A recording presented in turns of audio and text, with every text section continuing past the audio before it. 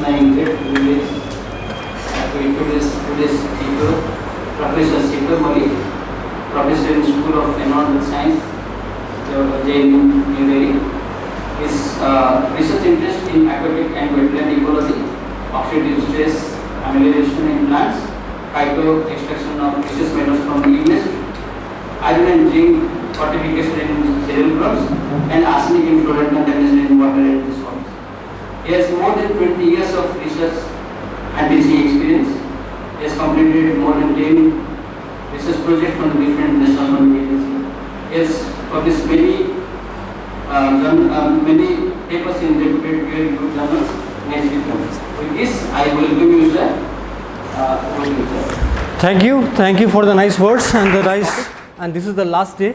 So I believe you must have been very fatigued by the all lectures which has come to you. But nevertheless, it is a process and I have tried to give the best from my side.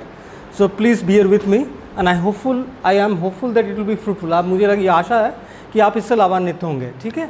तो मेरा जो topic है ये है overview, just general है, overview of the arsenic and fluoride pollution in the environment and it's causes and its effect. Reasons क्या, किस कारण के लिए हम ये बात कर रहे हैं, क्या वाकई ये प्रॉब्लम है भी या ऐसे ही हम लोग जो है एनवायरमेंटल वैज्ञानिक हैं इसको बहुत हवा तूल दे करके बात करते हैं, वाकई ये प्रॉब्लम है कि नहीं है, हम इस विषय पे हम लोग थोड़ा बहुत बात करेंगे, ठीक है? Thank you. So the problem of arsenic starts with the number of people being affected. How many people are being affected? It is estimated that around to date, it is a 2021 data, 220 million people are getting affected. 220 million people are getting affected. How? Based upon a guideline by the WHO which says 10 ppb, anything above 10 ppb is carcinogenic for arsenic. However this is controversial, ये एक थोड़ा विवादित है क्योंकि arsenic एक ऐसा धातु है जिसका कोई मिनिमल थ्रेशोल्ड लेवल नहीं है जिससे कैंसर हो सकता है. There is no minimal threshold beyond which cancer can happen. It can happen in any concentration, ये किसी भी मात्रा में ये कैंसर को प्रोड्यूस कर सकता है. इसको क्या कहते हैं? कर्कट रोग जो होता है, कर्कट रोग को प्रेजेंट हो सकता है. I am hopeful that everything is Audible. आपको सुनाई दे रहा है सब कुछ, ठीक है? ओके. सो एक ब्रीफ आउटलाइन है जिसके तहत मैं भी बताना चाहूँगा कि ये कितना ग्रेव प्रॉब्लम है. Yes, this is something which is not visible. You cannot see A arsenic pollution like you can do for many other pollutants like air pollutants during winters in Delhi and many other parts of the country. So such is the situation where we are taking and we are exposed to this particular environmental contaminant day to day basis, yet we don't know it exists, like microplastics. It is very much there, but then we don't know. Anyway, so population which are affected particularly in India is roughly around 80 million people, and this South Asia, I will come to that, basically that part, Asia and particularly South Asia is very much affected with this particular problem called as arsenic. 70 million people in Bangladesh, small country, and you can see it is almost equivalent to that of India, and Bangladesh is basically a hotbed for arsenic pollution. I'll come to the photographs just in a while. 60 million people in Pakistan, 3 million people in Nepal exposed to arsenic which is above 10 ppb, parts पर billion. यूँ समझ लीजिए कि एक cubic metre को अगर आप million part में अगर आप डिवाइड कर देंगे तो 1 ppb, उसका एक पार्ट जो है ना 1 ppb होगा. हम उस पार्ट को पार्ट्स पर बिलियन कह रहे हैं 10⁶, लेकिन ये पार्ट्स पर ppm 10⁻, अगर वो 6 होगा तो पार्ट्स पर मिलियन होगा एक पार्ट, और ये पार्ट्स पर बिलियन 10⁻⁹. तो एक कण भी, उसका जो एक पार्ट भी जो है ना वो हमें क्षति पहुंचा सकता है. ये उस मात्रा की बात कर रहा है, यानी कि 10 ppb, 10 माइक्रोग्राम पर litre. Arsenic in West Bengal is a very prominent disease, prominent environmental problem, particularly because geographically हम लोग देश को बांट सकते हैं, लेकिन geographically, स्टेटा वाइज, जियोलॉजिकली हम बांट नहीं सकते हैं. अगर बांग्लादेश में प्रॉब्लम है तो adjacent districts of West Bengal is also affected. So if you see that the bordering districts of West Bengal, Not only West Bengal, even in Assam also, even in Tripura also are affected by arsenic. ये उस तरह की बातें हैं कि कोई particular crime है, आजकल बोलते हैं कि ना ये बहुत बढ़ गया है, ऐसा नहीं है, वो हो रहा था, अभी रिपोर्ट ज़्यादा हो रहा है. ठीक उसी तरह से त्रिपुरा से अगर रिपोर्ट नहीं है तो ये मत सोचिए कि वहाँ पर नहीं है, वहाँ पर है लेकिन लोग रिपोर्ट नहीं कर रहे हैं, इसीलिए इन्वेस्टिगेशन करना जरूरी है. It is very important to do the investigation in areas where it is not been reported also.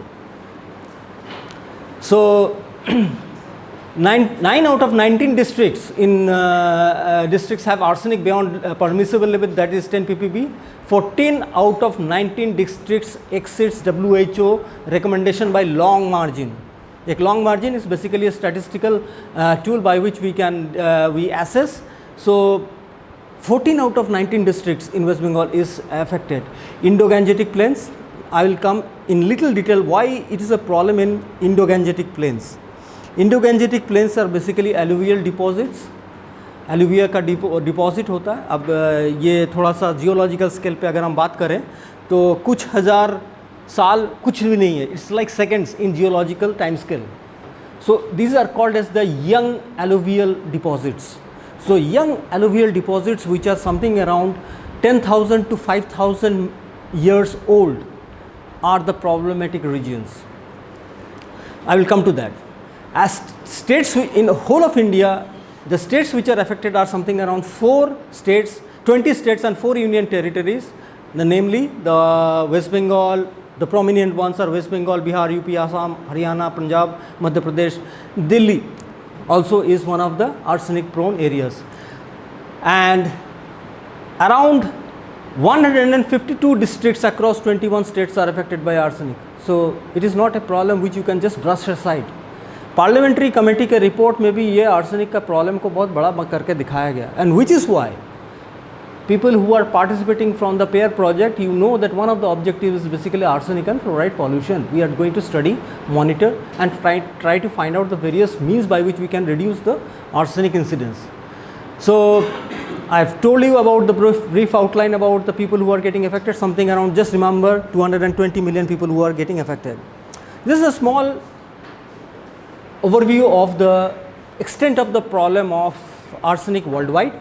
If you look at this particular area, this is Asia, and you can see, if you look at this grid, and you can see that Asia is very much polluted, and parts of Argentina and a little bit of Mexico, all these are polluted, highly incidence of arsenic pollution, as well as this African region which is called as Ethiopian Rift is also a problematic area for both arsenic as well as fluoride. If you look at this particular area, this particular graph, proportion of the globally affected area is more in Asia, and so is the proportion of the global affected population. So arsenic is a problem in Asia and particularly South Asia, so which we should all be aware of. आप लोगों को अभी Aquaguard का बहुत सारा जो है ना बस स्टैंड्स पे ये मिलेगा advertisements. Many of the bus stands as well as any other places, you can see they are talking about arsenic. These people are not fool, they are corporates. They invest money where the actual problem is, where the money can come. We are talking about something which was very scientific in nature. People used to just brush aside because mostly ये topic, ये एक ऐसा विषय है जो कि सिर्फ वैज्ञानिक लोग बात करते हैं और इस विषय पर हम लोग शोध करते हैं. ऐसा नहीं है. ये अब पब्लिक डोमेन में भी आ रहा है, पब्लिक कॉन्शियस में भी आ रहा है, जिस तरह से माइक्रोप्लास्टिक्स आ रही हैं. ठीक है. Anyway, another graph to show you the various regions where the arsenic pollution is very much prominent. This is a graphical representation. You can see this Indo-Gangetic plains, which includes the parts of Brahmaputra plains, the deltaic and the bordering districts of West Bengal, some eastern coast areas which are very much prominent, and some areas of the Saurashtra and Gujarat. The areas which are bordering to Pakistan is also very prone to arsenic, as well as Bangladesh, which are not included in this physical map of India, but the bordering states are also very much, districts are also very much affected by arsenic. If you look at this red line, this is an average, and you see that Uttar Pradesh number of population affected are more Bihar, West Bengal. Because it's a very big state, so the number of population getting affected are also very big. And this red line is basically the average. So 18.8% of the India's total population is affected by arsenic. It's not a small number. 18.8, roughly around 20% of the Indian population is getting affected by arsenic. आप लोगों को थोड़ा सा मैं बात करते करते थोड़ा सा डिस्ट्रैक्ट भी करूँगा. पंजाब से एक ट्रेन चलती है कैंसर एक्सप्रेस, जानते होंगे. It is not because of arsenic. It is not because of arsenic, it is because of the amount of the pesticide being utilised in the environment. Pesticide तो कोई खाता नहीं है, कोई खाता नहीं है, नोबडी कॉन्शियसली. वो अलग बात है, जो लोग थोड़ा डिस्ट्रेस हो जाते हैं वो क्राइम करते हैं. But we don't take pesticides. But how does pesticides come to our food, our body? Through food chain. Through food chain. Similarly, if you look at this arsenic, nobody takes arsenic, but we drink water. Water being a geogenic origin, all the water which are geogenic in origin, मतलब मिट्टी से जो पानी निकल रहा है, जहाँ पर भी आर्सेनिक का प्रॉब्लम है या आर्सेनिक का संक्रमण है, वहाँ से जो पानी निकलता है वो पानी हम लोगों के अंदर आर्सेनिक दे रही है. You cannot imagine and you cannot recommend AquaGuard filtered water to be drunk by the poor villagers of the rural India. It is impossible. You cannot even communicate this idea that there is a problem in your water. Getting my point? So people are getting exposed day by day, and in large number of people are getting exposed. Roughly around 20% of the Indian population is getting affected. The chart is before you. Another data from CPC, this is Central Groundwater Board. This particular map is from Central Groundwater Board, and these are the arsenic content beyond 10 ppb WHO limit. So look at the number of districts which are getting affected. As I told you, this Indo-Gangetic plain, particularly the deltaic region of West Bengal, is very much affected, and parts of the northeastern India, Brahmaputra plains, and which is an area of our interest to study in this particular project. Most of the Gujarat, very prominent and a very prosperous state. Some districts of the southern part of India, in Indian peninsula, and you can see at the Punjab and the bordering states of Punjab, which is bordering states to Pakistan. Pakistan is also very much affected.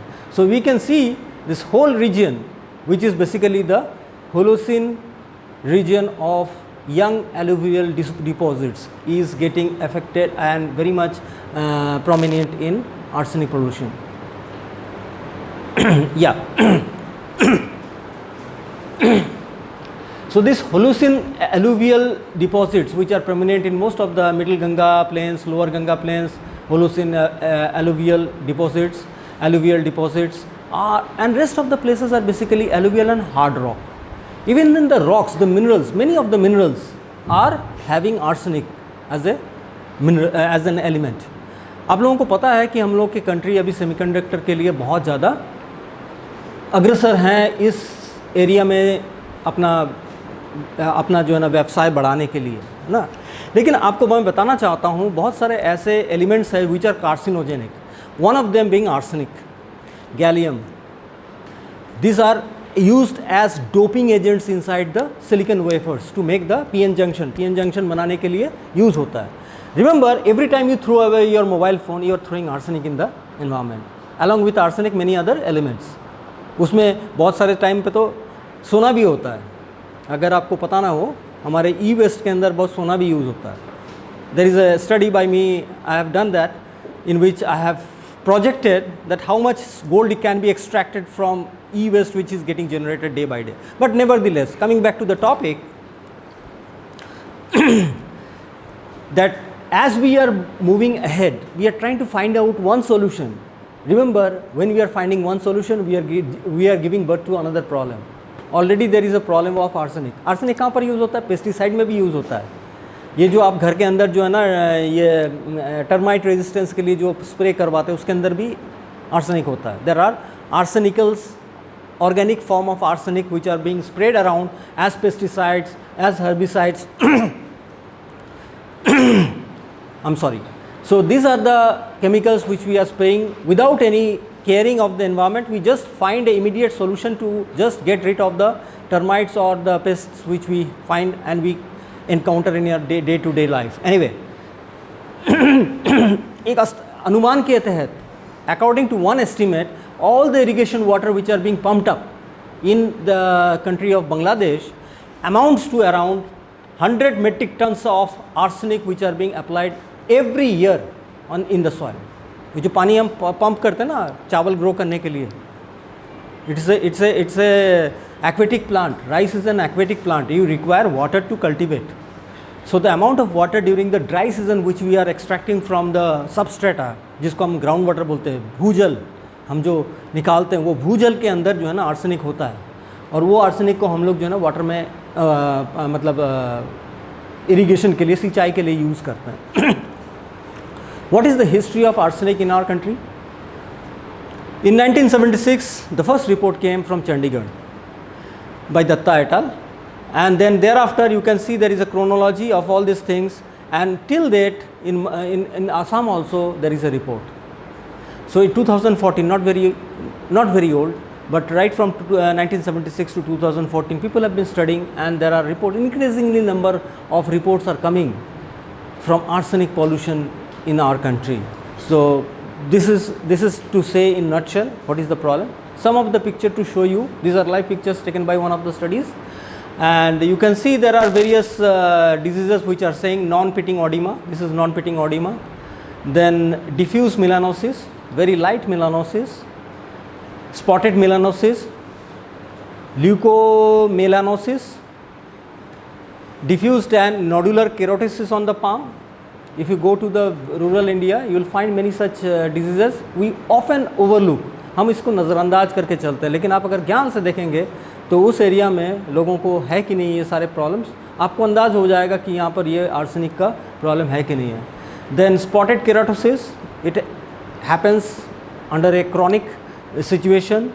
Then dorsal keratosis, arsenic patient with severe keratosis who died of lung cancer. So just to give you some socio-economic tragedies of arsenic pollution, there are districts in West Bengal where girls are not getting married. Girls are not getting married because they know that there is a problem of arsenic in this area. We should not get somebody who is already exposed to arsenic, and they also choose not to get married and send their girls from other districts to those areas where they know that there can be an exposure of arsenic. These are socio-economic problems.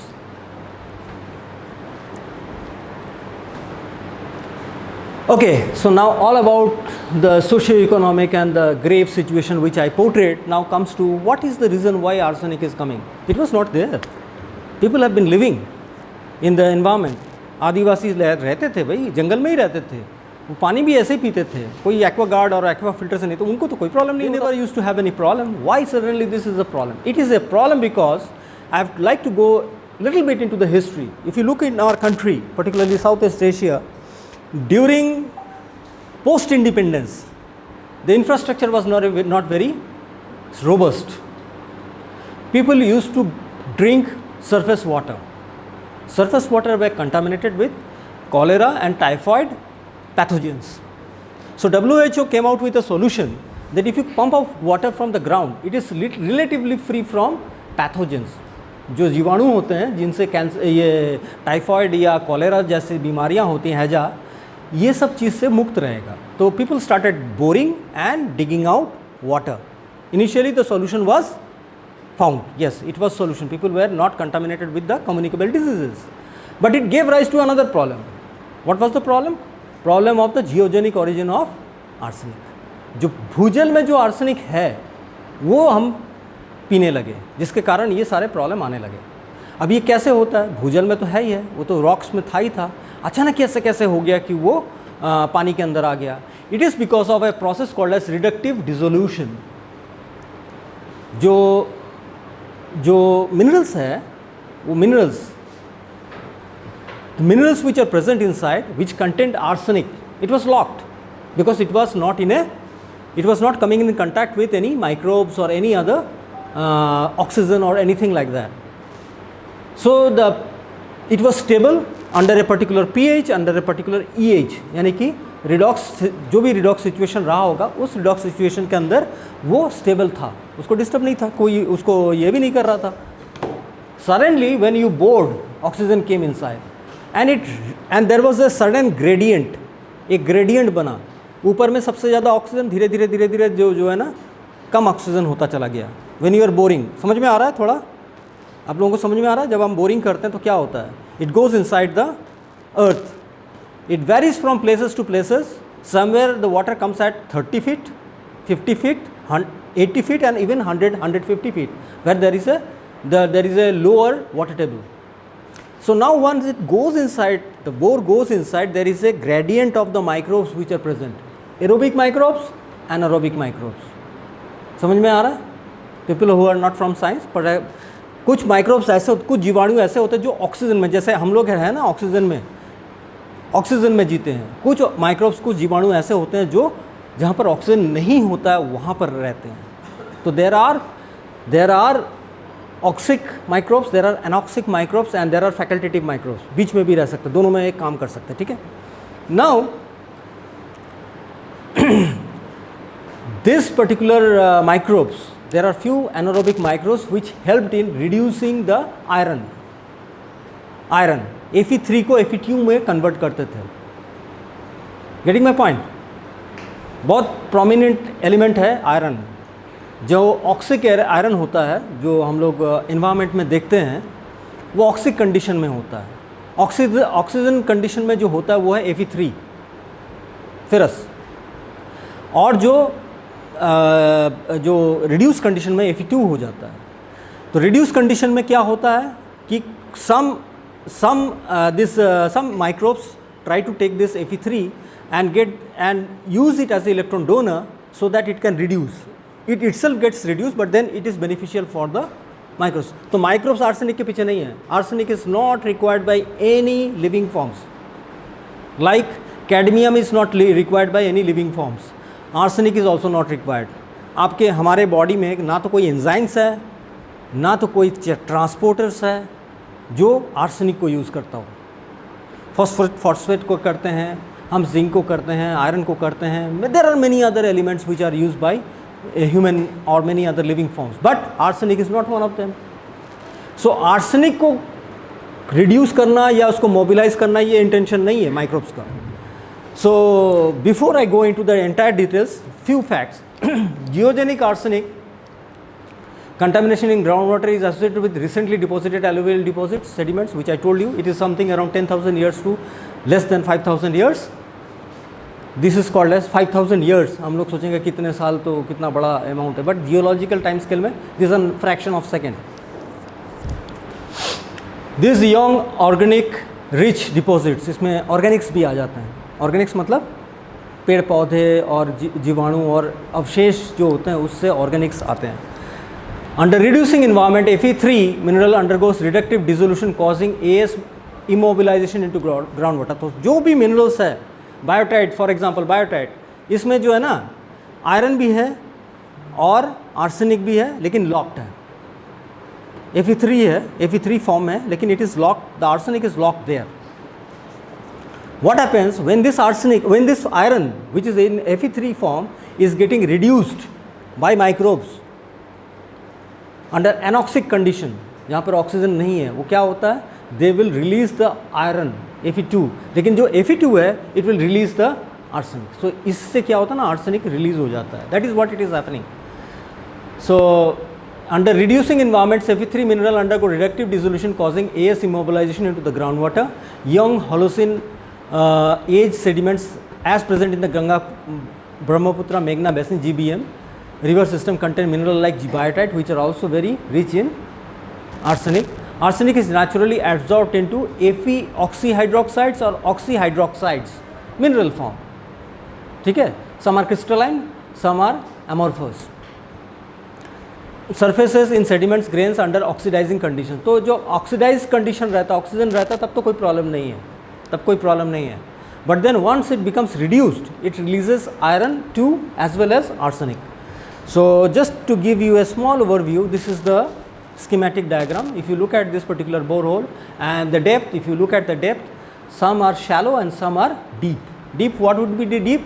More than 150 meters will be deep. So anything which is 0 to 50 meters will be a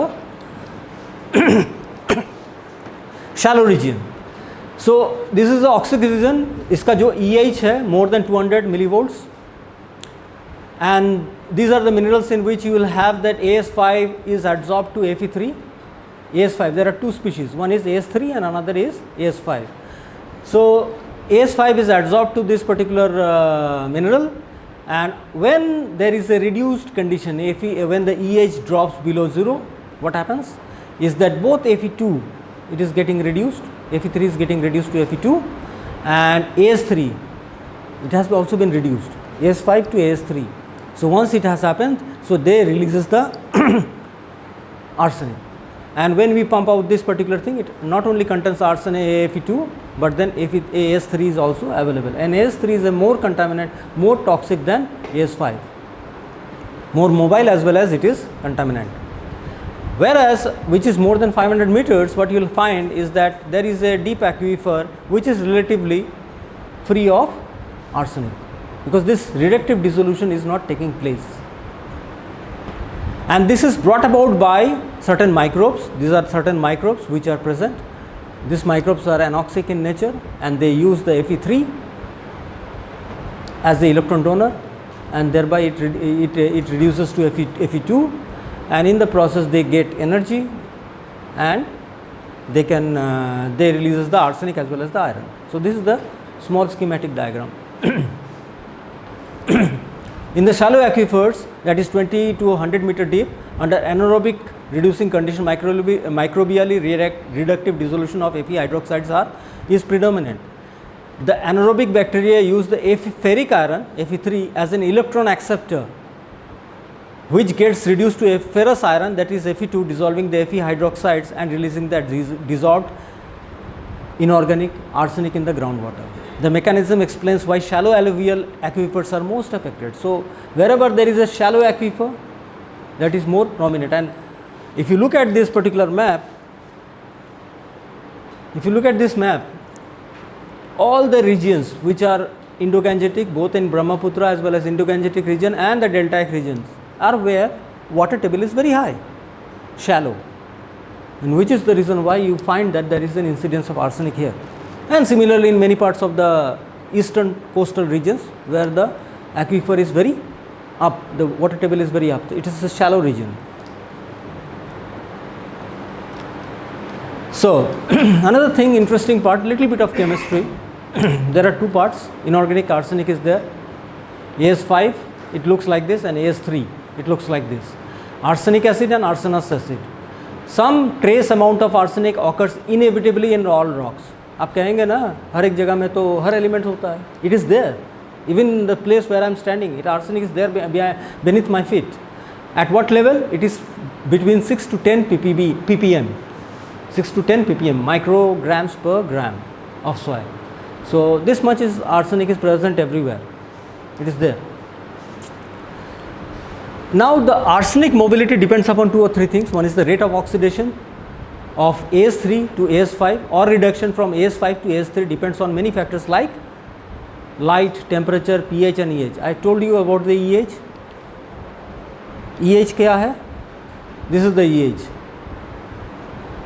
which determines the redox potential. In other words, oxic है या anoxic है, ये determine करता है. It depends upon the strata and the chemistry of the soil or the place or the pocket of environment which is more contact with the oxygen, or it is reduced of oxygen, EH.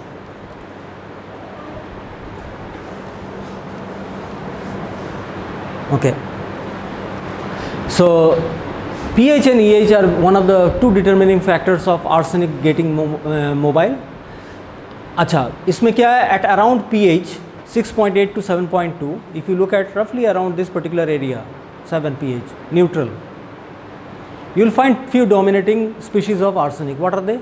They are the two species of AS5, that is arsenate, and one species of arsenite. This one, the dominance is very high. Here also the dominance is very high of all these two species of AS5, that is arsenate. So around neutral pH, this AS5, these two species are AS5 and this is AS3 species dominate. Generally, AS5 binds extensively and strongly to most of the mineral constituent of the soil and sediments, while AS3 retention is more dependent on the specific soil conditions. So AS3 is not very stable, it is mobile. The adsorption affinity of AS3 to soil is weaker, and which is why it is more mobile. इसीलिए आप पाएंगे कि AS3 is more mobile, it is not bound.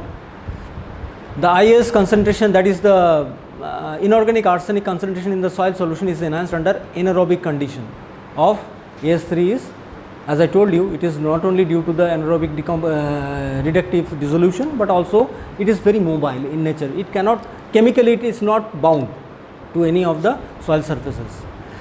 Inorganic arsenic mainly species जिसके ऊपर जो है ना arsenic जो है ना बाइंड कर जाता है, आर्सेनिक बाइंड कर जाता है एंड ये स्टेबल रहता है. But when the soil sediments becomes reducing, जब वो रिड्यूस होने लगता है तो क्या होता है, ये आयरन जो है which was in the Fe3 form, it's get into Fe2 form, and this is enhanced by presence of organics. This reaction is mediated by Fe reducing bacteria. Bacteria कभी होगा जब उसको कुछ benefit मिल रहा होगा, and benefit is nothing else but the organics. So this organics, which is carbohydrate, when it is present in the presence of certain microbes such as Geobacter and Schwalena, which use the Fe3 as an electron acceptor during anaerobic respiration. उनका anaerobic respiration होता है, उन लोग respire aerobically नहीं करते हैं, anaerobically करते हैं. As a result they enhance this process and they release this Fe2. So as the FeOH3 dissolves, the solid surface, this is solid, to which the Fe was bound disappears and causing the desorption and mobilization of inorganic arsenic. So inorganic arsenic gets dissolved and dissolved, which is AS3. Here AS5 can also be reduced microbially or chemically to AS3, which is more mobile and less strongly absorbed to the mineral surfaces. मैं वही कहानी जो चीज़ बताता आ रहा हूँ कि AS3 से AS2 form करता है, इनऑर्गेनिक आर्सेनिक जो है रिलीज़ हो जाता है AS5 फॉर्म में, जो आर्सेनेट फॉर्म में था वो AS3 फॉर्म यानी कि आर्सेनाइट फॉर्म में जो आ जाता है, एंड वो रिलीज़ हो जाता है because it is mobile. The story about this particular slide is that much only.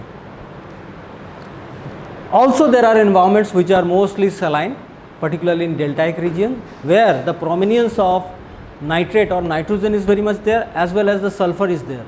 Under both the conditions, this is linked. Arsenic mobilization in deltaic aquifers is linked tightly with the carbon, nitrogen, sulfur and iron in biogeochemical processes. What happens is that organics are present, nitrate is present, they are all getting reduced, and the process, this is ammonia is getting released and arsenic is getting immobilized. Iron is also getting reduced. So all these things are getting reduced under the deltaic region where salinity is there. Similarly, by the way, sulfate is very much present in the sea water.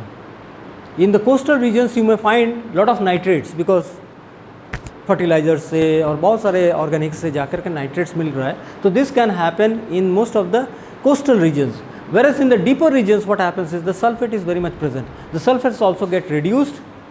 Sulfate, when it is reduced, it forms the H2S. In the process, again reductive dissolution hai. So AS3 is getting mobilized. So whatever arsenic is present in the environment, in the bound form, in the arsenate form, is getting mobilized in the AS3 form. This happens in the coastal regions, particularly in the deltaic regions and little bit deeper. Small incidence, थोड़ा सा मैं और bore नहीं करना चाहूँगा कि आपको लगता होगा ना कि आर्सेनिक तो इनऑर्गेनिक है. इनऑर्गेनिक मतलब जो ऑर्गेनिक फॉर्म में नहीं है.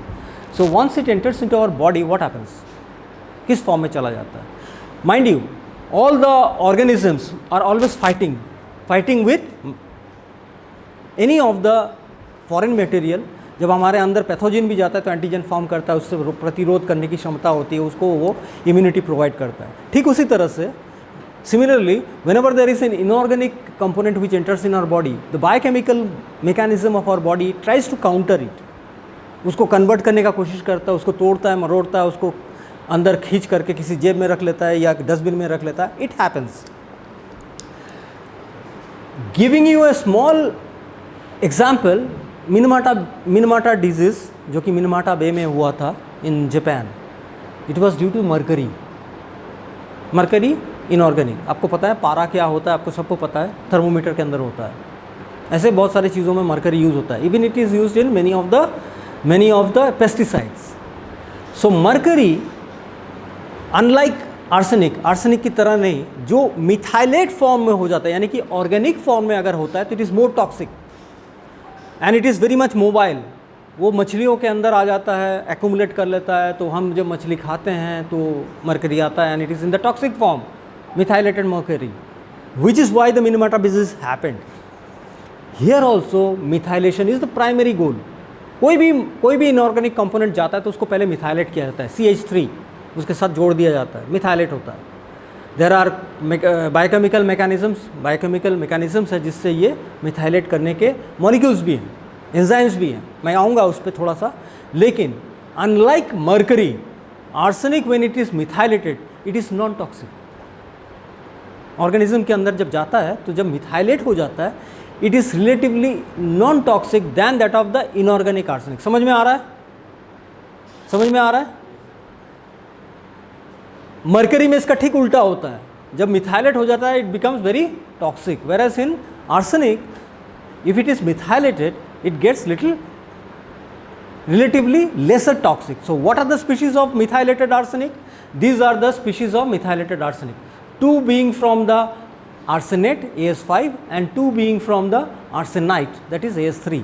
तो क्या क्या है दो? Monomethyl arsonic acid MMA5, dimethyl आर्सोनिक acid, इसमें दो मिथाइल लग जाते हैं, इसमें एक मिथाइल लगा हुआ है, तो monomethyl arsonic acid, dimethyl arsenic acid, then this is monomethyl arsonous acid, यहाँ पर एक मिथाइल लगा हुआ है, यहाँ पर दो मिथाइल लगा, डाईमिथाइल आर्सोनस एसिड DMA।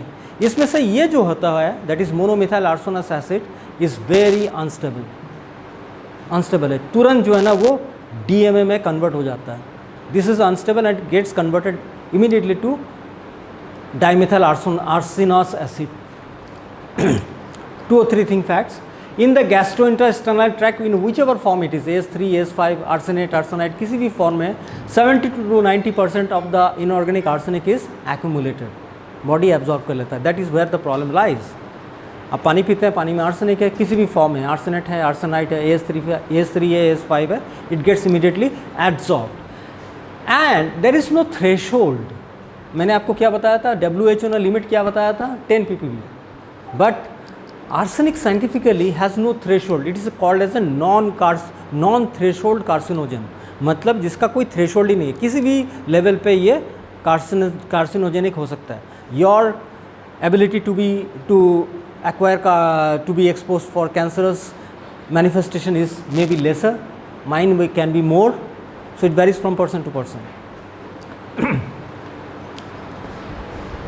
अच्छा, once it enters into the body always had a mechanism, we have evolved in that manner. Body के अंदर थायल ग्रुप्स के जो मॉलिक्यूल्स होते हैं, थायल ग्रुप्स के कौन से बायोमॉलिक्यूल्स हैं, cysteine, methionine, all this molecules, amino acids particularly, they try to use this thiol group, that is SH group. जो थायल ग्रुप होता है, this thiol group can easily bind with this arsenics, AS3 particularly. जब वो bind कर लेता है तो it becomes little immobile and it does not become that carcinogen और दैट हार्मफुल। तो ये सबसे पहले होता है। लेकिन आपको पता है कि मेनी ऑफ द एंजाइम्स क्या है, एक प्रोटीन का जो है ना एमिनो एसिड का चेन है। The functionality of the protein comes when it gets folded. How does it get folded? Because of the cysteine which is present, which is having the SH group. ये SH के बीच में ना double bond बन जाता है, तो फिर वो एक कन्फिग्रेशन पकड़ लेता है। ये एंजाइम जो है ना, जिसको हम एंजाइम कहते हैं, वो एक कुछ नहीं होता है, एक प्रोटीन ही होता है। वो प्रोटीन जो है ना एक फोल्ड हो जाता है, जब वो फोल्ड हो करके उसमें एक फंक्शनैलिटी आ जाता है, वो एक पर्टिकुलर काम करने के लिए तैनात हो जाता है। लेकिन जब ये SH ग्रुप आर्सेनिक के साथ बाइंड कर जाता है तो क्या होता है, ये SH ग्रुप ब्रेक कर जाता है। The moment it breaks, the configuration of the enzyme is changed. Once it is changed, that enzyme loses its function. The functionality of the enzyme is lost. After entering the cell, AS5 is reduced to AS3 by glutathione. That is also another thiol containing molecule, glutathione. आप लोग आजकल देखते होंगे ना, TV में advertise आता है, ये वाला क्रीम यूज़ कर लीजिए, एजिंग नहीं होता है, ग्लूटाथाइन होता है, हाइलुरोनिक एसिड होता है, Glutathione is a very basic molecule. It repairs. It binds with many of the toxicants, not only arsenic, many other toxicants also.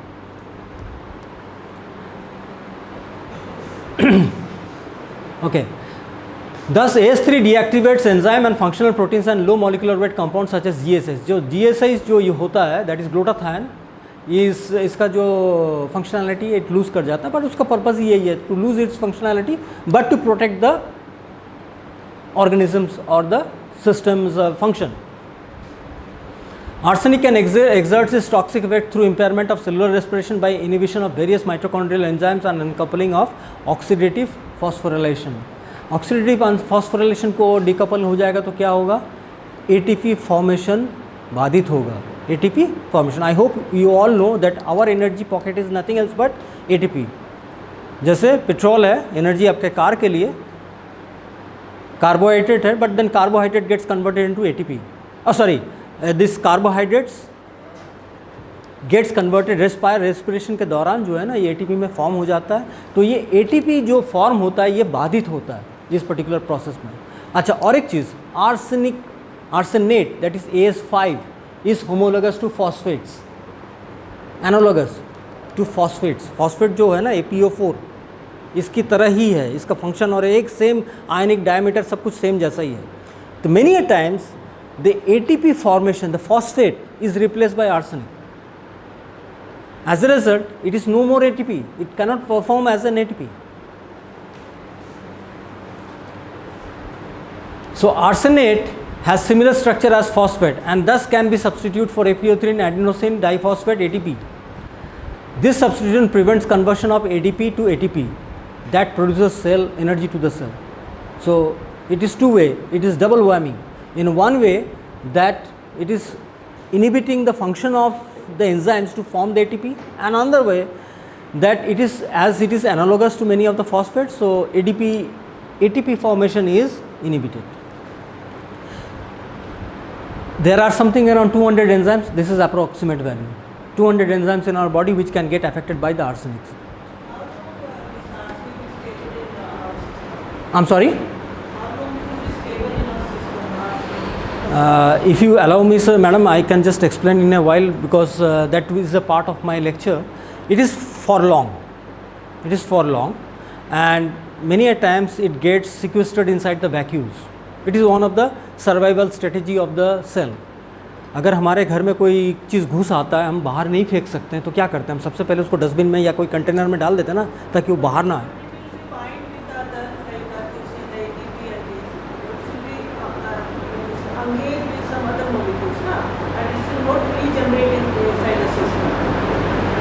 Exactly for that reason it is contained inside the vacuoles.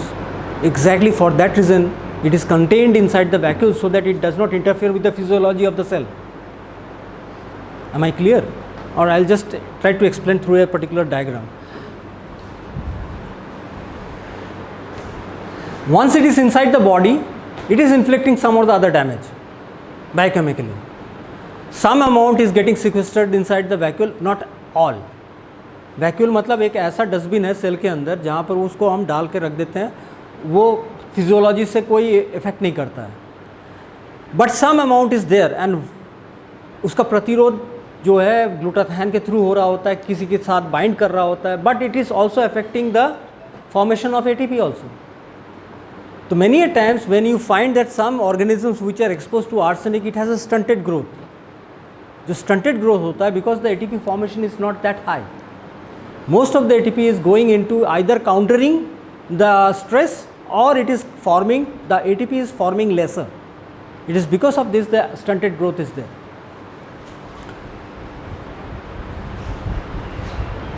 This inorganic arsenic, due to methylation, the various species of arsenics are also formed. These are all methylated arsenic. I hope methylated arsenic मैं जब कहूँगा तो इसका मतलब क्या है कि इसमें monomethyl arsenic acid, dimethyl arsenic acid और ये चारों चीज़ों को फॉर्म होते हुए आप इमेजिन कर सकते हैं inside the organisms.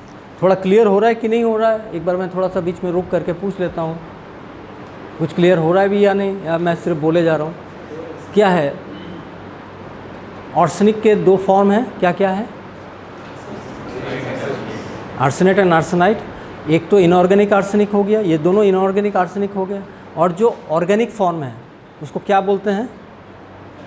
Methylated arsenic. Organic form जब बॉडी के अंदर घुस जाता है किसी भी ऑर्गेनिज्म, किसी माइक्रोब के अंदर, वो मिथाइलेट करने लगता है।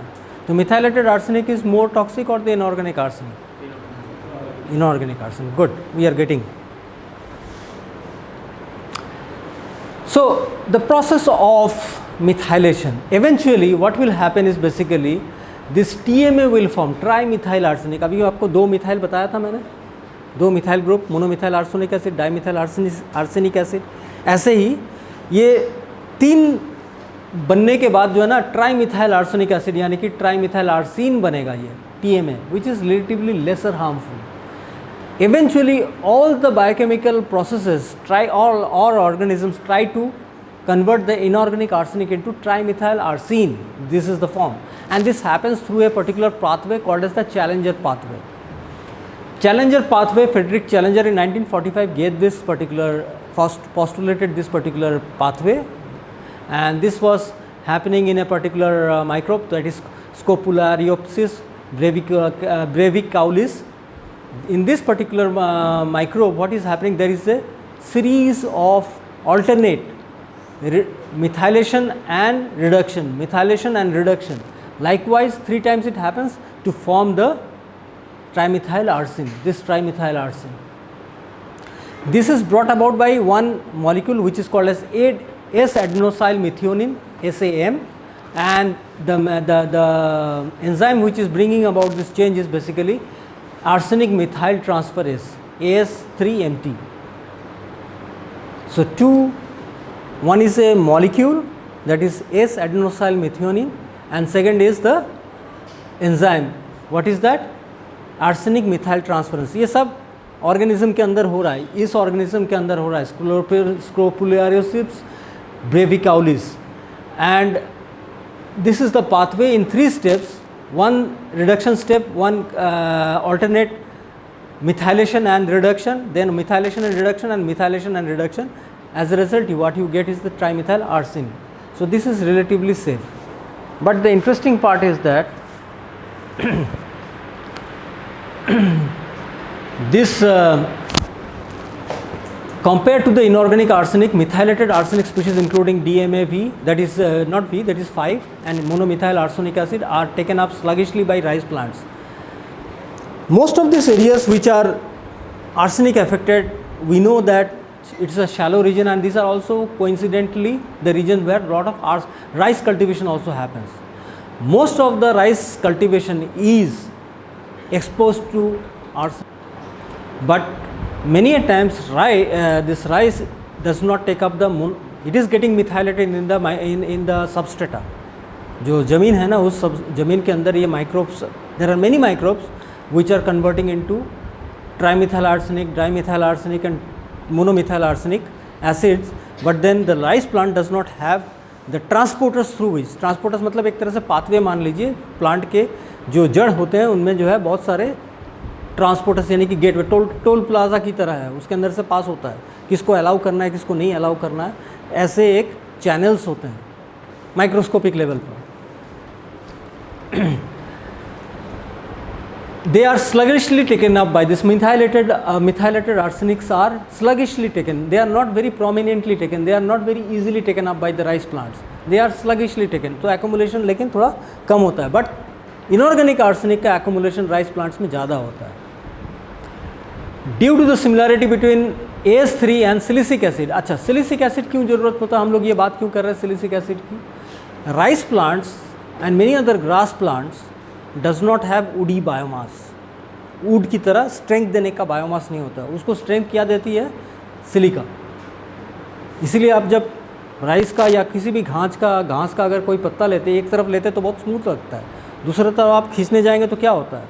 थोड़ा खुरदुरा लगता है ना. ये खुरदुरा कुछ नहीं है, सिलिका का ही डिपॉजिट्स होता है. तो they have lot of silica transporters in their roots, जिसको हम एक्वापोरिन्स कहते हैं, aquaporin कहते हैं. There are two type of aquaporins. One is One is LSI1 and LSI2. This LSI1 and LSI2 channels होते हैं. एक इम्पोर्टर होता है और एक एफ्लक्स है. एक इनफ्लक्स ट्रांसपोर्टर है LSI1 एंड LSI2 है एफ्लक्स। तो ऐसे क्या होता है ना कि एक सेल और दूसरे सेल के बीच में ऐसे करते करते जो है ना पूरा राइस का जो ग्रेन है वहाँ तक एक सीक्वेंस बनता है। एक इंपोर्ट करता है, एक इनफ्लक्स कर रहा होता है, LSI1 इनफ्लक्स कर रहा होता है और LSI2 जो है एफ्लक्स कर रहा होता है। तो एक सेल से दूसरे सेल में जा करके ऐसे करते हुए पूरा ग्रेन तक पहुँच जाता है। Both silicic acid as well as AS3, but these are analogous and therefore they can easily pass through the aquaporins. अच्छा, मैं ये सारा चीज़ें थोड़ा नहीं बताऊंगा, अभी कॉम्प्लिकेट हो जाएगा। मैं थोड़ा डायग्रामेटिकली समझाने का, madam which you are asking, I can explain to you by this particular diagram that what happens once it is inside lodged inside our cellular system या बॉडी के अंदर। This is a plant system but nevertheless the animal system is little more complex but largely the same biochemical mechanism exists. होता है कि आप तीन parts देख लीजिए, एक है रूट टिश्यू, एक है शूट टिश्यू एंड एक है ग्रेन्स। ठीक है, मैं थोड़ा सा एब्रीविएशन करवाना बताऊंगा। यहाँ पे तीनों जो मिथाइलेटेड स्पीशीज़ आपने देखा है, ये MMA, DMA, TMA है, ये सारे चीज़ें रूट के थ्रू अंदर जा रहा है। So as the AS5 as well as AS3 under two different conditions, one is the anaerobic and another is aerobic condition. So aerobic condition में AS5 is dominated, so AS5 has a different transporter, whereas AS3 under anaerobic condition which are getting transported through this particular LSI1 and LSI2, whereas AS5 gets inside, मैंने क्या कहा था, AS5 is analogous to phosphates. phosphate के transporters होते हैं, AS5 का कोई transporter नहीं होता है प्लांट के अंदर, क्योंकि arsenic is not required by any living forms, it is a toxicant. So arsenic 5 enters through the phosphate transporters inside the plant. किस तरह से प्लांट के अंदर घुस गया समझ में आ रहा है ना, घुसपैठियाँ हैं, ये सब घुसपैठियाँ हैं. They are not the ones which are required by the plants but they entered because there was a similar entry, similar gate through which it can pass. The gate was phosphate transporter. Whereas AS3 got entered through the aquaporins. Aquaporins neutral molecules के लिए होता है, जैसे silica, urea, ठीक है ना, इनके लिए होता है. And many people are studying and it is very prominent in the microbes, particularly microbes, anaerobic microbes, arsenate reductase. And many of the transgenic, जो लोग जेनेटिक इंजीनियरिंग करते हैं ना, वो लोग यही करते हैं कि they try to reduce the AS5 to AS3 so that AS3 is much more easy to convert into some other molecules. I'll come to that in this particular diagram. So if you look at this, how the arsenic entered into the plant is very much clear. What are the different species which enters into the plant? It is also through this particular diagram you can see all the methylated arsenic as well as the inorganic arsenic are entering into the plants. Now once it enters into the plant, what happens? If you look at this particular, just concentrate on this particular carton, what you will see that there are channels of AS5, then there are channels of AS3. These are aquaporins and this is the phosphate transporters.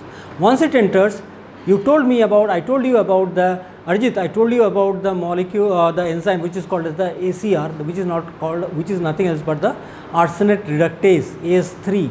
It converts the AS5 to AS3. This is basically the enzyme which I was talking about. It reduces.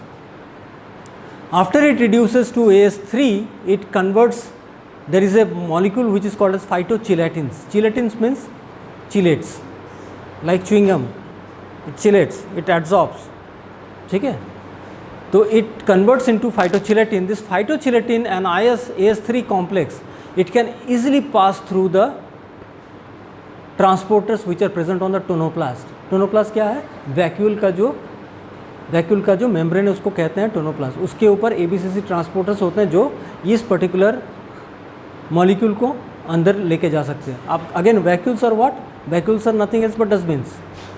एक थैला होता है cell के अंदर microscopic level पे, जहाँ पर वो अंदर डाल करके कुछ भी waste products, anything, any damn thing which is not required, which has to be taken out from the physiological space of the cell, can be put inside in the vacuole. So ये vacuole के अंदर चला जाता है. But there are not all the molecules are entering in to the vacuole. Some can easily escape in to the next level of tissue which is basically the shoots, कुछ इसमें से चले जाते हैं। ये सारे देख सकते हैं मिथाइलेटेड आर्सेनिक है एंड कुछ इनऑर्गेनिक आर्सेनिक है। यहाँ पर भी सेम चीज़ हो रहा होता है। AS5 is getting reduce to AS3 and this AS3 phytochelatin के साथ मिक्स होकर के ये अंदर चला जा रहा है, और ये पूरा प्रोसेस जो है ग्लूटाथायन किस तरह से रिड्यूस होता है, ऑक्सीजन मैं उसमें नहीं जा रहा हूँ, oxidise glutathione, reduce glutathione, all this things are there, it is coupled reaction. एक चीज़ नहीं होता है, जब कोई एक्टिविटी किसी बायोकेमिकल मैकेनिज्म अगर किसी सेल के अंदर हो रहा होता है, there is a couple of other reactions which are also coupled with that particular reaction. तो ये सारे उसके पार्ट हैं, मैं उस पर नहीं जा रहा हूँ। तो phytochelatins are getting formed through PCS, that is phytochelation synthase, and these PCs are chelating this AS3 and it is inside the vacuole. The same thing happens inside the vacuole in the grains also, in the grain tissue. But the level of arsenic as you keep on going up is reducing. The root tissue will be accumulating the most of the arsenic. Directly exposed to the soil, it has most of the transporters, so they will be having most of the arsenic, both organics as well as inorganic. Relatively lesser in the shoots and much lesser in the grains. Now the story comes that consuming the grains which are getting cultivated in the arsenic contaminated region, does it pose hazard to our system or the consumers? हम लोग चावल खाते हैं, क्या ऐसे जगहों में जो चावल उगता है क्या वो आर्सेनिक को हमारे तक पहुंचाने में मदद करता है कि नहीं? आप ज़रा बताइए, करता है कि नहीं? इतना सब बताने के बाद आपको क्या लगता है, क्या करता है? येस और नो? Be confident. नो भी होगा तो मैं कुछ नहीं बोलूँगा। येस होता है, मात्रा कम होता है, the level is less, but it happens. Arsenic varies from arsenic content in the rice grains which we consume varies from 0.1 to something around 3 to 4 ppm. ppm तक भी जाता है, 0.1 बहुत बड़ा रेंज है, ppm तक भी जाता है, 3 to 4 मैंने ppm इसीलिए कहा है. और ह्यूमन बींग्स का जो थ्रेशोल्ड है विच इज़ परमिसेबल भी एक लिमिट होता है. It is considered to be 2 ppb per kilogram per day. 2 ppb per kilogram. अगर 60 किलोग्राम का on an average human being is considered to be 60 kilograms on an average. Children and adult when you take an average 60 kilograms. So what is permissible is 2 micrograms of arsenic per kilogram of body weight per day. This is permissible, WHO limit.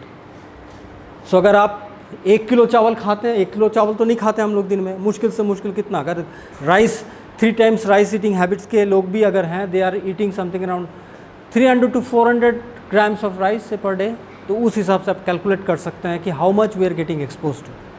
Even if people who are living in the arsenic prone regions where arsenic rice cultivation is happening in the arsenic contaminated soil, what is their limit, you can judge from this particular standard.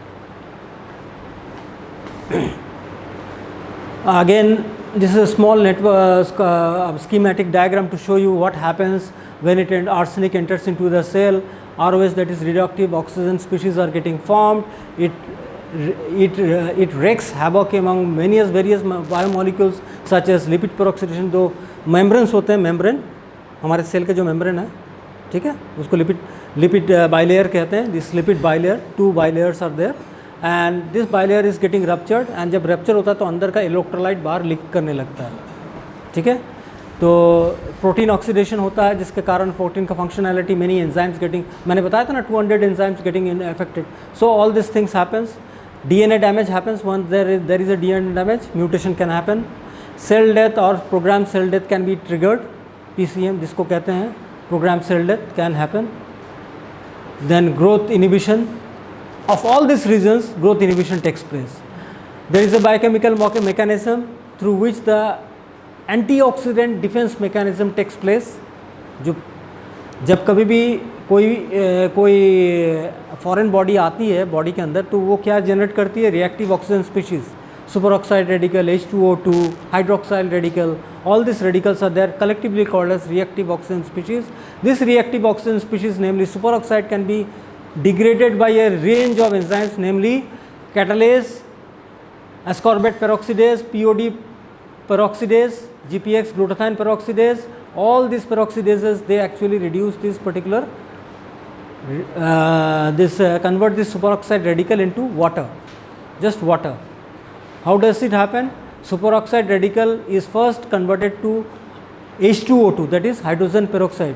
Hydrogen peroxide आप लोग कहाँ पर use करते हैं? हम लोग disinfectant में भी यूज़ करते हैं, हेयर डाई में भी यूज़ करते हैं, H2O2. So this H2O2 is this superoxide radical is converted into H2O2 by an enzyme called as superoxide dismutase. आप लोगों को शायद जो लोग साइंस में पढ़ते हैं उन लोग पता होगा. जब ये होता है फिर उसके बाद पानी में कन्वर्ट हो जाता है. ये सुपर ऑक्साइड रेडिकल जो फॉर्म हुआ था, जो कि हम लोगों को डिग्रेड करता है, बॉडी को सुपर ऑक्साइड या ऑक्सीडेटिव स्ट्रेस में रखती हैं, ये सारा चीज़ें न्यूट्रलाइज करती हैं. This is a particular showing the various pathway through which the arsenic is reaching the grains. आपको मैंने बताया था LSI1 and LSI2. One is influx of or pathway for transporter for AS3, and another is the efflux transporter. तो एक influx and efflux करते हुए relay बनाते हुए वो जो है ना ग्रेन्स तक पहुंचता है. तो अगर हमें कोई आर्सेनिक टॉलरेंट राइस को अगर इंजीनियर करना है, तो we need to know that what are the various transporters and how we can over express one gene another gene, और किस तरह से हम इसको कम कर सकते हैं आर्सेनिक का ट्रांसलोकेशन टू द ग्रेन्स. क्योंकि हम लोग डायरेक्टली ना तो पानी पी रहे हैं, मान लीजिए पानी आप एक्वागार्ड से पी भी रहे हैं, लेकिन आर्सेनिक जो आपके चावल के अंदर आ गया या खाद्यान्न के अंदर आ गया, तो उससे हम कैसे निजात पाएंगे? तो ये निजात इस तरह से पाएंगे कि हम अगर कोई ट्रांसजेनिक राइस बनाएं जिसमें ओवर एक्सप्रेशन ऑफ पर्टिकुलर और under expression of a particular transporter can happen. But under expression करेंगे तो कुछ और प्रॉब्लम भी आ सकती है, जैसे ये सिलिका अंदर नहीं जाएगा तो rice plants will get weaker and it will fall down. So वो सब भी ध्यान रखना है. Nevertheless this are again the various transgenic approaches by which we can I will not go into the detail, sorry, because I have another topic to cover very shortly. This is another topic. अभी तक मैं जो सुबह से बताता जा रहा हूँ वो है आर्सेनिक के लिए. There is another one more problem, bigger problematic element, that is fluoride. Fluoride is very prominent. हर एक चीज़ में फ्लोराइड हो जाता है. It is one of the electronegative elements. Fluoride का प्रॉब्लम ये है कि unlike arsenic, fluoride is required by our body with a minimal level.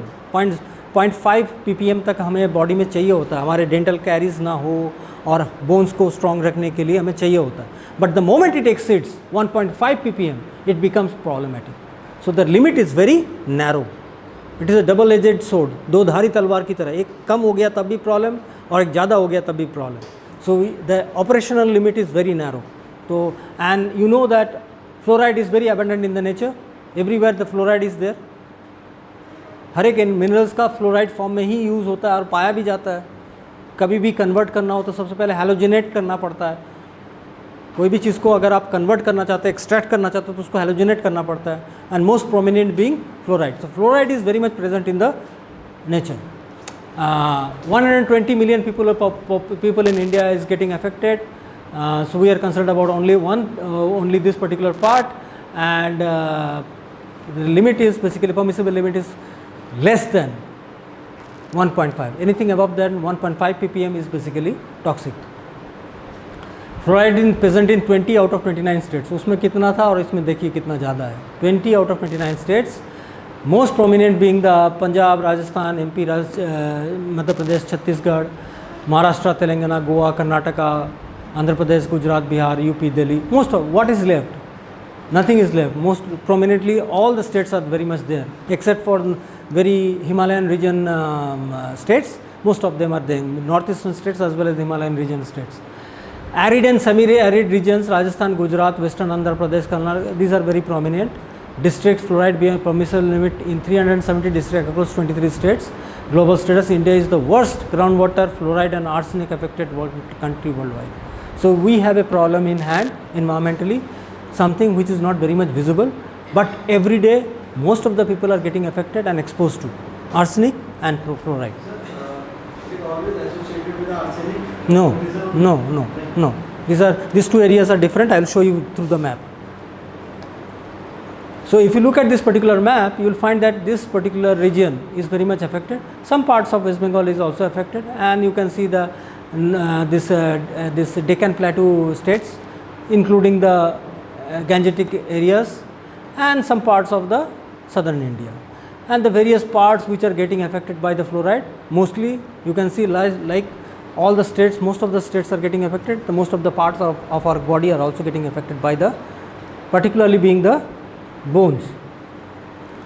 So if you look at this particular yellow regions and the red region from here till here, you will find that arsenic affected, fluoride affected regions of the world, and most being from the Ethiopian rift. This particular region is very much affected by, and it spreads from here till here. Some parts in the America, then Central America, and in Brazil, eastern coast of Brazil is very much affected by fluoride. So this is largely the areas. This is the people affected, and you can see in regions. I am sorry for this political map. Please excuse me. I could not edit it. This is taken from some published report. So please excuse me for the political map of India.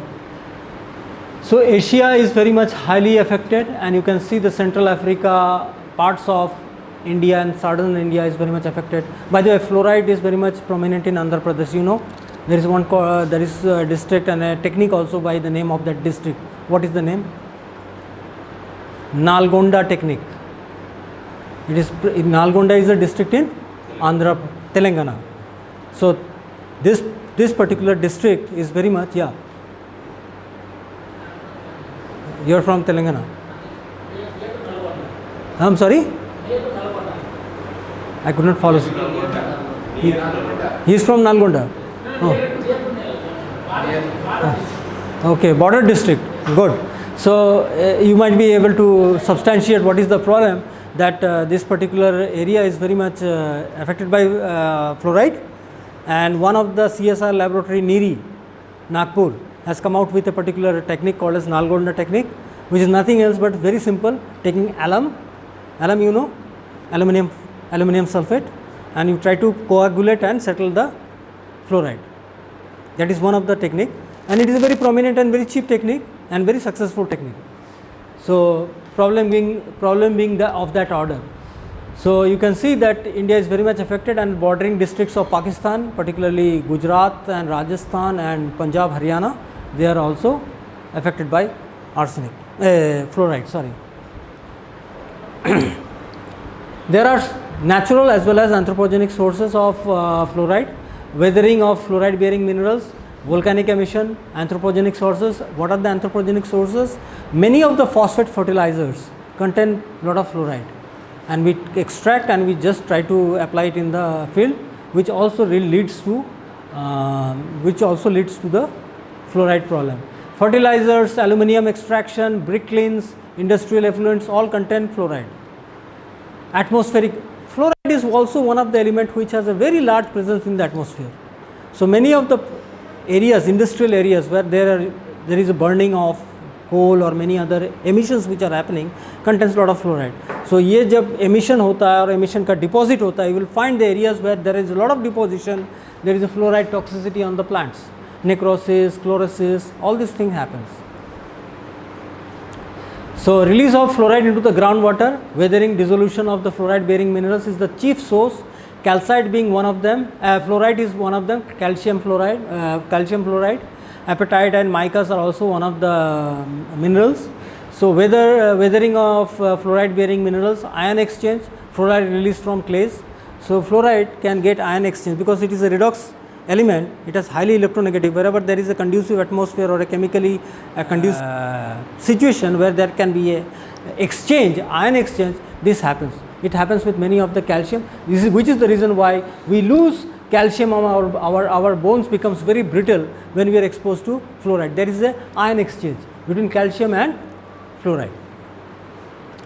Desorption from mineral surfaces, dissolution under alkaline pH, long residence time in the groundwater. So whenever there is a pH which is alkaline pH, it gets released from the minerals. So this is one of the scheme to show you that how fluoride is prominent in the atmosphere, in the nature. So primarily minerals are fluoride bearing minerals. Whenever there is a rain and the rain contains the carbonic acid, mild acidic, and it releases lot of fluoride from the fluoride bearing minerals into the water, and fluoride is also released into the soil. It also comes and contaminates the groundwater. Fluoride dissolution happens through this particular equation. This is CaF2 fluoride, and in presence of the carbonic acid, it releases the fluoride. It also releases from the fluoride bearing clay minerals. Clay minerals is one of the minerals which adsorbs many of the elements. Arsenic भी उसमें रहता है. Many other pesticides also gets locked into the clay minerals.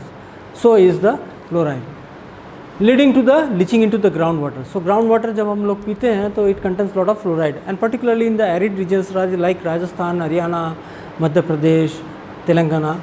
Telangana has a different reason because it has lot of mineral bearing rocks. So whenever there is a leaching, so lot of fluoride contamination is there. Small metric or small diagram or a table to show you what are the various toxicities. So what are that?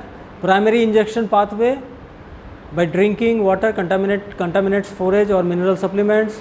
In plants, soil, root uptake and stomatal absorption of industrial gases. So in plants, unlike animals, they take up lot of gases from the stomata, and whenever there is a deposition of the fluoride from the atmospheric deposition, they take it through the stomata as well, along with the roots. So target sites in animals are bones, teeth, kidneys and reproductive organs. Leaf margin tips and chloroplastic structures are getting affected in the plants. Core enzymes, what are the enzymes? Disruption of the metabolic protein function and the cell signaling in plants, strong inhibition of the photosynthesis and glycolysis, and SOD, that is superoxide dismutase, is also getting affected. Superoxide dismutases मैंने कहाँ बताया था, जहाँ पर सबसे पहले superoxide को डिस्म्यूट करता है. तो अगर वही प्रतिरोध क्षमता अगर BSF की तरह है, first line of defence BSF, जैसे हमारे बॉर्डर में first line of defence is the BSF, SOD is the first line of defence. Cation interference chelates the blood, calcium, magnesium, alters bone matrices. So it has a chemistry with the calcium. Wherever there will be calcium, fluoride is going to play a havoc there. Disrupt the calcium gradient required for the fertilization. जब pollen tube form होता है ना, उसमें calcium gradient form होता है. अगर plant anatomy और plant fertilisation के बारे में अगर थोड़ा बहुत आइडिया हो, तो जो पोलन ग्रेन से सब लोग वाकिफ़ है, जिसको क्या बोलते हैं, पराग, हिंदी में पराग बोलते हैं ना. पराग आकर के जब स्टिग्मा में लगता है तो उसके साथ पोलन ट्यूब फॉर्म होता है. ये जो पोलन ट्यूब फॉर्म होता है उसमें कैल्शियम ग्रेडियंट बनता है. जब फ्लोराइड आता है तो ये कैल्शियम ग्रेडियंट नहीं बन पाता है. जब कैल्शियम ग्रेडियंट नहीं बनेगा तो क्या होगा, फर्टिलाइजेशन नहीं हो पाएगा, सीड सेटिंग नहीं हो पाएगा. तो आपका जो अनाज है, हम लोगों का जो फ्रूट्स है, ये सब नहीं ग्रो कर पाएंगे. All the fruits and the food grains will be affected because of the fluoride. Visual pathology, dental mottling, skeletal deformation and joint stiffness. हम लोग के जॉइंट में स्टिफनेस आ जाता है, बोलते नहीं है, घुटनों में दर्द हो रहा है, अकड़ आ गई है. All this things is basically due to fluoride also. Marginal necrosis, chlorosis and stunted growth in the plants. Necrosis मतलब जहाँ पर क्लोराइड, येलोइश हो जाता है लीफ, स्पॉट्स में आपने देखा होगा, लीफ के स्पॉट्स बन जाते हैं येलोइश, वो सब क्लोरोसिस है. नेक्रोसिस भी होता है, एडवांस में नेक्रोसिस होता है, tip of the margin of the leaf are getting burn, उसमें कुछ बचता ही नहीं है, वो ख़राब हो जाता है. So these are all the stress symptoms which you can visually demarcate. One of the symptoms is basically this, when you find that children are having lot of such kind of teeth which are getting exposed to lot of fluoride. There are visual symptoms of fluoride toxicity whenever there is and most of them are basically bone deformation, adequate calcium is not getting formed. I have covered most of the things, like I told you about the rock phosphates and limestones are getting mined and it contains a lot of fluoride, and when it is applied it contaminates our food chain. Dispersed downwind, जब कभी भी chimney से lot of effluents are atmospheric effluents are coming, they gets deposited in the downstream region of the downstream side of the chimney of the industries or industrial plants. Some fluoride can be absorbed by the plant surfaces by the adsorption through stomata. So these are the things which I have already covered. And fluoride really interacts with the calcium and magnesium. मैं ज़्यादा नहीं बताना चाहूँगा. I have told you about the various forms by which the bones are getting affected by the calcium, because bones के साथ calcium के साथ एक exchange होता है, and whenever there is an exchange the bones becomes very brittle. Bones में fluoride का कोई ज़रूरत नहीं है, but calcium की ज़रूरत होती है. Small few facts. Fluoride accounts to about 0.06 to 0.09% of the Earth's crust. Some of the common fluoride bearing minerals are fluorite, cryolite, fluoroapatite, williamite and topaz. The weathering of the primary minerals fluoride releases fluoride into the soil and groundwater. Unlike terrestrial regions, marine aerosol contains lot of fluoride. जो ocean में से भी बहुत ज़्यादा fluorine होता है, ocean में भी बहुत ज़्यादा. like chloride, you see the sodium chloride is concentrated in the sea water. Similarly, fluoride is also there, and the aerosol which is present above the sea contains lot of fluorine. The range of fluorine concentration in the sea water is reported to be 1.2 to 1.5 ppm, whereas in the freshwater supply is 0.01 to 0.3. So it is way higher, several times higher. The baseline concentration in the plants is less than 10 ppm. Anything above this is basically hazardous to both plant, and it also poses a risk for our intake. Some of the plants are very high accumulator of fluoride. Camellia sinensis, chai, it contains one of the highest amount of fluoride, like apricot, grapevine, wheat and paddy. You can see paddy has a very comparatively less amount of fluoride accumulation capacity than that of the Camellia sinensis. And a study showed about the beverages, the tea beverages from India, Tibet and China range from this to 1.5 to, you can say, 7.34 in China. Tea which we consume has a lot of fluoride. So whenever we are taking tea, you be mindful of this particular fact. Camellia sinensis. It depends. ऐसा नहीं है कि हर चाय में fluoride ज़्यादा है. But you know that most of our culture, we boil in the cheap tea stall, they use aluminium. Aluminium also is a toxicant. आपको मैंने बताया था एल्यूमिनियम की का स्मेल्टिंग के दौरान भी जो है ना फ्लोराइड का रिलीज होता है. So this aluminium and fluoride has चोली दामन का रिश्ता. You understand? Aluminium and fluoride goes hand in hand. This toxicity is very much hand in hand. So whenever you boil the tea in a aluminium pot, and if that tea contains lot of fluoride, you are doubly exposed. Okay, I will not go into the much details. A lot has been said about the fluoride problems and the various diseases of the fluoride. I will stop here, and thank you. I know you are getting bored by this particular thing. I have tried to cover a large section. There are both biochemical as well as the mechanism by which this happens in nature. From oxic to anoxic, there are various kinds of minerals as well as microbes. There is a natural process by which the arsenic is either getting adsorbed or getting converted. So the amount of arsenic getting into the groundwater recharge is relatively lesser. Whereas if in comparison, if you try to do the rainwater harvesting and you just simply pour into the groundwater, you are actually contaminating.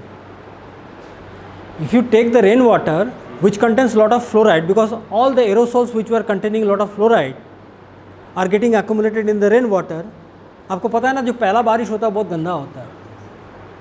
आपके गाड़ियों में whenever you go in the morning after a lot of days of warm sweats and there is a suddenly first shower, what you get on the surface of your car is nothing else but dust. ये dust नहीं है अकेले, there are many pollutants inside the dust. All the things which were getting carried in the air are now getting settled. After 1 or 2 showers it gets relatively cleaner, but the first or 2 showers contains a lot of pollutants, and if you directly pour inside and contaminate the groundwater, you are actually contaminating the groundwater. So it is always recommended that you collect in a pool, allow it to percolate down naturally.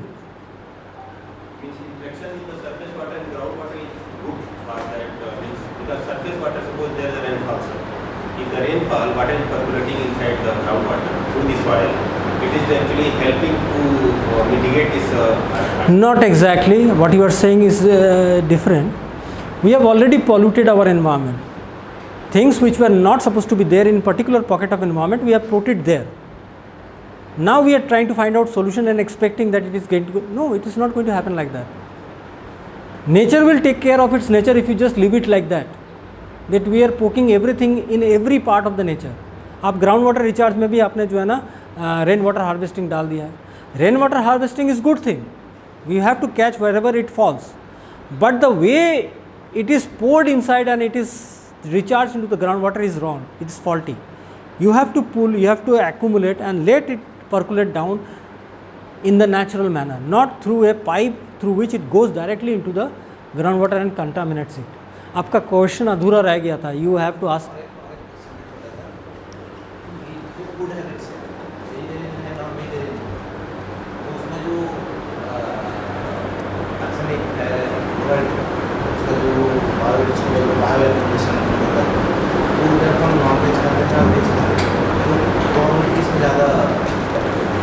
The question is little tricky in nature because we eat most of our calorific requirement through our non-vegetarian food grains, दाल, चावल, उसके बाद गेहूँ, यही तो ज़्यादा खाते हैं.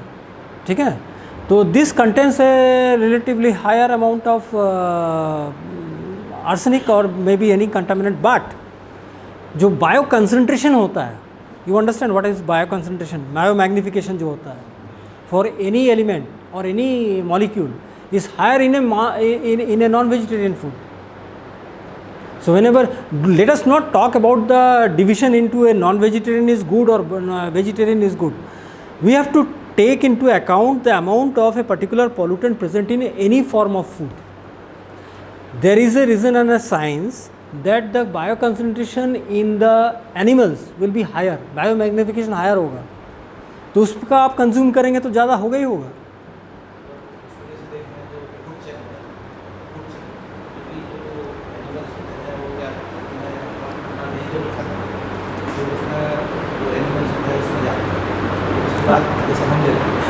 मैं भी उसी बात को कह रहा हूँ कि depends from place to place and region to region and organism to organism.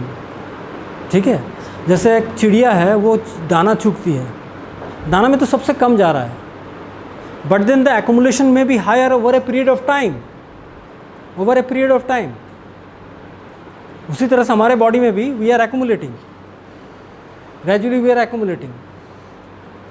So when we tinker with the nature, हम लोग जब नेचर के साथ कुछ छेड़छाड़ करते हैं ना, we are the ones we are going to get the brunt of it. आप मानो चाहे ना मानो, पसंद करो ना पसंद करो, but we are going to get affected in one form और द अदर फॉर्म. या नहीं, अगर सिर्फ अनाज खाएं तो हम हायर ट्रॉफिक लेवल पर नहीं हैं. हम अगर नॉन वेजिटेरियन फूड खाएं तो हम हायर ट्रॉफिक लेवल पर तुरंत पहुंच जाते हैं.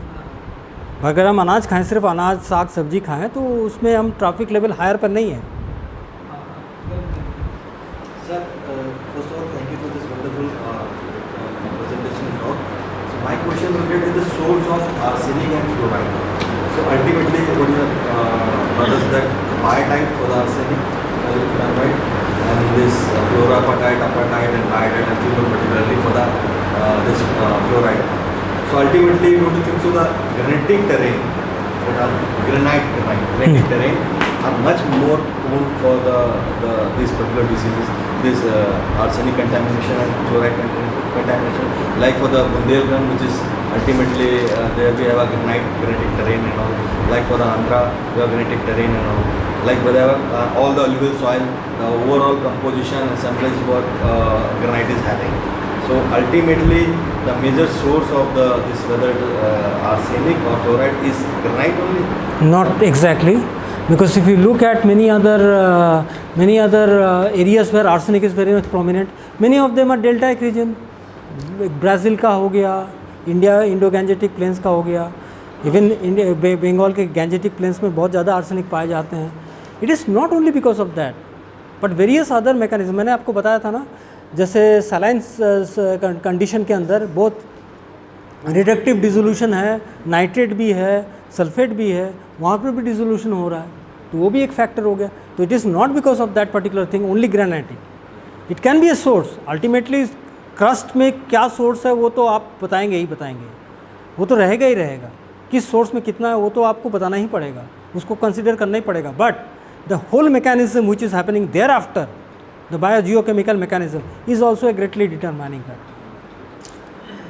या Sir, in our body, which is some amount of material, so kidney can throw out by consumption of arsenic. it is being thrown out. Who said that it is not throwing? It is trying, body is trying to eliminate by our skin, by our hair, by our urine, everything, even in our hair. आपको पता है जो नाखून होते हैं, जो hair होता है, it is also one of the objective in our project. If we sample our nails, our hairs, urine, all of it will contain some proportion of the toxicants which are not present, which are not required by our body. Body is trying to throw it out. So it is also one of the mechanisms by which we determine how many population are getting exposed to what amount of arsenic or fluoride. Even radioactive material का भी जो है ना इसी तरह से sampling किया जाता है, how much you are exposed to. Yes. Sir, how arsenic life cycle is affecting soil and water concentration? Arsenic life cycle is getting affected. As you said that it is coming from the groundwater and the fertilizer. They are the Fertilizer is for fluoride and groundwater is also both fluoride as well as arsenic. Yes. But here, because in case of fluoride, it may be like because of Electronegativity is highly electronegative, so easily it can react. But when arsenic is taken up by the plant and ultimately it is in the form of taken to vacuoles and ultimately it is released into this environment only. So by going this logic for over a period of time, it should increase. It's a good question and a very good thoughtful question. That plants are accumulating, plants are dying. Similarly, many other animals are also eating that plants and they are also dying. So ultimately, it is going back into the environment. Is that the question? So over a period of time, whether it will accumulate or not. अगर आप environment को totality में देखें तो environment is just one. जिसको आप pollutant कहते हैं ना, वो सिर्फ एक जगह में था जहाँ पर था, उसको लेकर के हम दूसरे जगह में लगा दें, तब वो pollutant बन गया. Otherwise, it was a part of nature. Otherwise it was part of nature. जो आप कार्बन डाइऑक्साइड बताते हो एटमॉस्फेयर में इतना ज़्यादा हो गया है, वो कार्बन तो ज़मीन के अंदर था ना फॉसिल फ्यूल में. Just because you have pumped it out, burnt it, it has gone to a different pocket of an environment, it has become pollutant. Question is very valid that आप जो over of period of time आप जब इतना arsenic plant ले रहा है, वो plant तो चला जा रहा है, सरफेस में चला जा रहा है, it is going to be there, but then that particular arsenic will be again taken up by some other plant. Cycle हो सकता है वो कुछ आर्सेनिक जो है फिर जो है ना ज़मीन के अंदर चला जाए, but the possibility is less. Once it gets contaminated, expose हो गया ना, तो वो वापस जाने का चांसेस थोड़ा कम हो जाए, because the quantum by which we are extracting is more. आपने देखा था ना, मैंने बताया था कितना था बांग्लादेश में, मैं भूल रहा हूँ, a big amount which are getting pumped every year and it is getting surfacely deposited on the surface. Punjab में सॉल्ट पैन फॉर्मेशन हो गया. पता है ना सॉल्ट पैन फॉर्मेशन क्या होता है? अगर नहीं पता है जिनको, people who are not aware of what is salt pan, you have been extracting ground water over the years in huge quantity. You have irrigated the land with this particular groundwater and allowed the water to evaporate. The water evaporated, leaving behind the salt. And there is a hard crust which has formed substrata of the soil through which the root cannot penetrate. It has become that hard. तो कहने का मेरा मतलब है कि over the period of time जो आप accumulate करते हो तो उसका एक नतीजा होता है. Why sea water is salty? Deposition of sodium NaCl. Over geological period of time, all the salt has been dissolved and come to the ocean. Water तो इवापोरेट करके सर्किल हो रहा है, सॉल्ट नहीं हो रहा है, सॉल्ट तो रह जा रहा है. Sir, this we see in the winters, in our particular geographical. So we have a very wide layer of this salts. No, that is sodicity, that is a different thing. वो It sodic, is not deposited, like you said, it form a layer, hard layer, not very. वो sodic soil है, वो अलग चीज़ है. वो जो surface पे बन जाता है ना, जैसे बरसात के बाद हम लोग जो देखते हैं वो सोडिक क्रस्ट बनता है. लेकिन ये सबस्ट्रेटा के अंदर ना सॉल्ट का एक पैन बन जाता है, उसके अंदर से रूट भी पास नहीं कर पाता है. Many times productivity of the soil decreases, fertility decreases. Sir, in arsenic contaminated region, are you getting any positive correlation between the iron and the arsenic? Yes, good question.